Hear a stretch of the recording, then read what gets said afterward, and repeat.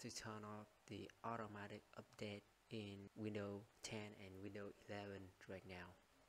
So the first, go to the start and search services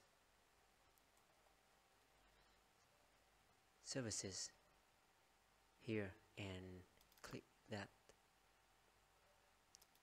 Now find Windows Update Automatic.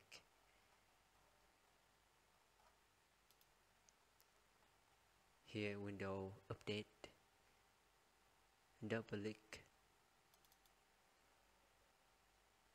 startup type, choose disable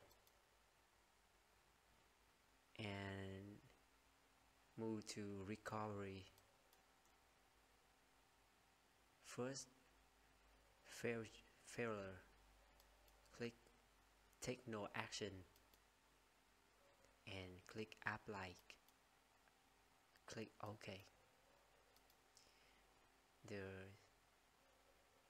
step 2, click get GP edit group policy.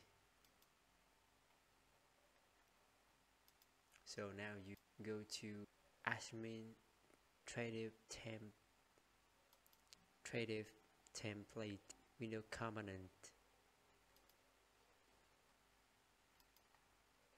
and the right, and find the right is Windows Update and double click,